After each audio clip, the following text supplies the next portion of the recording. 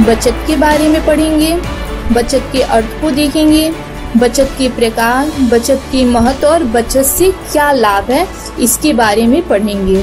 इससे पहले आप पारिवारिक व्यय के बारे में पढ़े थे, उसके प्रकार के बारे में पढ़े थे और व्यय को प्रभावित करने वाले तत्व के बारे में पढ़े थे। आज हम पढ़ेंगे बचत के बारे में।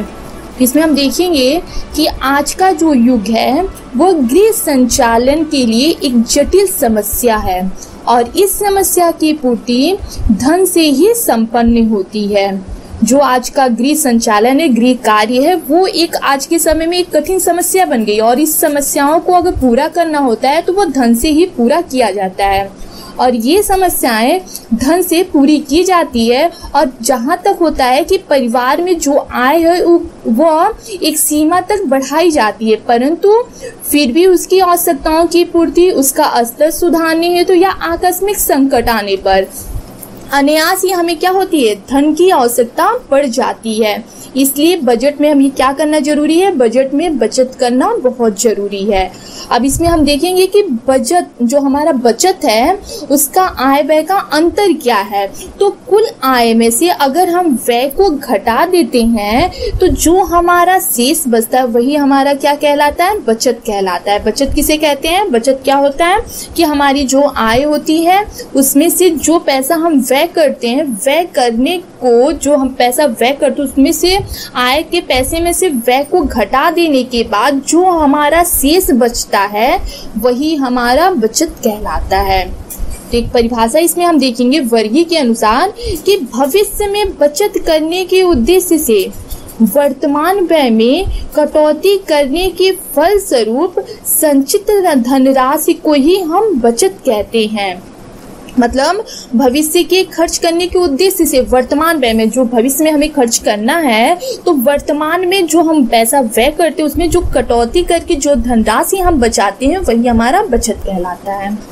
इस प्रकार पारिवारिक आवश्यकताओं को पूर्ण करने के पश्चात जो धन बचाया जाता है वही हमारा बचत कहलाता है और बचत द्वारा वर्तमान और भविष्य को हम सुधार सकते हैं। वास्तव में वर्तमान बचत ही भविष्य की निधि मानी जाती है। जो पैसा हम वर्तमान में बचत करते हैं वही हमारा भविष्य में काम आता है। आगे देखेंगे बचत के प्रकार। बचत कितने प्रकार के होते हैं, तो बचत हमारा दो प्रकार के होते हैं, ऐच्छिक बचत और अनिवार्य बचत। तो ऐच्छिक बचत किसे कहते हैं, तो व्यक्ति अपनी आय में से कुछ न कुछ अवश्य बचाता है, इस प्रकार की बचत को हम ऐच्छिक बचत कहते हैं। और अनिवार्य बचत, यह बचत अनिवार्य रूप से सरकारी कर्मचारियों से सरकार द्वारा कराई जाती है, जैसे हमारा जीपीएफ। अब इसमें हम देखेंगे ऐच्छिक बचत क्या है कि जो भी हम धन हमें मिलता है, जो भी हमें आय मिलती है उनमें से जो पैसा हम व्यय करने के बाद बचाते हैं वही हमारा ऐच्छिक बचत कहलाता है। और अनिवार्य बचत वो होता है जो सरकारी कर्मचारी, जहाँ पे कार्य करने वाले जो कर्मचारी होते हैं, सरकारी जो कर्मचारी होते हैं, तो सरकार द्वारा जो लाभ उन्हें प्राप्त होता है, जैसे जीपीएफ जो लाभ उन्हें प्राप्त होता है तो वो उनका अनिवार्य बचत कहलाता है। आगे दिया आपका बचत का महत्व। तो प्रत्येक व्यक्ति अपनी आवश्यकताओं की पूर्ति किससे करता है, धन से करता है और भविष्य की आवश्यकताओं को संतुष्ट करने के लिए वह कुछ धन अवश्य बचाकर रखता है जो आकस्मिक कार्य हेतु व्यय करता है। जैसे संकट आने पर वह उस बचत में से ही व्यय करता है। जैसे जो बचत उसका रहता है जब कोई अचानक से कहीं पैसे की आवश्यकता होती है या कोई व्यक्ति बीमार पड़ जाता है या कहीं शादी विवाह में जाना होता है, तो जो पैसा वो बचत करके रखा होता है वही पैसा उस समय उसे काम में आता है। अब उसके कुछ महत्व को हम देखेंगे। तो पहला, वो बचत किस लिए करता है, तो पारिवारिक उत्तरदायित्व को पूरा करने के लिए। बचत वो क्यों करता है, पारिवारिक उत्तरदायित्वों को पूरा करने के लिए। तो पारिवारिक उत्तरदायित्व में उसका क्या क्या आ जाता है, जैसे बच्चों की उच्च शिक्षा, विवाह आदि पर जो पैसा वो बचा कर रखता है वो इन चीज़ों पे वो खर्च करता है। दूसरा, सामाजिक प्रतिष्ठा, जैसे बचत में होने वाले कार्यों में आवास हो जाता है, निर्माण, दान आदि भी ऐसे व्यवसाय आते हैं, इससे सामाजिक प्रतिष्ठा में क्या होती है, उनकी वृद्धि होती है। और तीसरा आप देखेंगे कि आश्रितों के भ्रमण पोषण के लिए भी बचत करता है। जैसे यदि परिवार में गृह स्वामी का कोई रोग हो जाता है, अगर कोई मतलब घर का जो गृह स्वामी है अगर उसको कोई रोग हो जाता है या वो विकलांग हो जाता है या अचानक उसकी मृत्यु हो जाती है, तो पूर्व से जो पैसा वो बचाकर रखा रहता है वो जो आश्रितों के भ्रमण पोषण के लिए वो सहारा बनता है। तो ऐसे हम देखें कि सब पारिवारिक दायित्वों के लिए वो बचत करता है, सामाजिक प्रतिष्ठा के लिए और आश्रितों के भ्रमण पोषण के लिए। आगे हम देखेंगे आकस्मिक आपत्तियों से मुक्ति के लिए। तो जैसे रोग हो गया आपका, बेरोजगारी, दुर्घटना आदि का सामना बचत द्वारा सरलता से किया जा सकता है। आगे है कि सामाजिक महत्व के लिए, जैसे बचत से व्यक्ति का तो कल्याण होता ही है, साथ ही उससे किसे कल्याण होता है, समाज का भी कल्याण होता है। बचत से देश की पूंजी बढ़ती है और देश का आर्थिक विकास भी होता है, इससे राष्ट्र शक्तिशाली बनता है। इसी कारण सरकार भी राष्ट्रीय सुरक्षा कोष में धन जमा करने के लिए कहती है। तो ये थे उसके महत्व। अब आइए हम देखते हैं बचत से हमें क्या क्या लाभ होता है। तो बचत से सबसे पहले हमें लाभ होता है कि भविष्य के आकस्मिक संकट में सहायता होती है। तो जैसे किसी प्रकार का अगर संकट आता है, कठिन कोई बीमारी हो जाती है, नौकरी छूट जाता है आदि समय में ये धन हमारा काम आता है। दूसरा है कि पारिवारिक उत्तरदायित्वों को निभाने में सहायता करती है, जैसे बच्चों की उच्च शिक्षा, विवाह आदि के प्रबंध में जो हम बचत किए होते हैं वो पैसा हमारा काम आता है, या मकान खरीदना, कार लेना आदि में हमारा बचत किया गया पैसा ही हमारा काम आता है और बचत पैसे से ये कार्य संभव हो जाता है। तीसरा है वृद्धावस्था में सुरक्षा, जैसे वृद्धावस्था में बच्चों को आर्थिक दृष्टि से निर्भर या आश्रित नहीं रहना पड़ता है। जैसे अगर हम बचत किए होते हैं तो वृद्धावस्था में बच्चों पर हमें निर्भर नहीं रहना पड़ता है, वही पैसा हमारा काम आता है।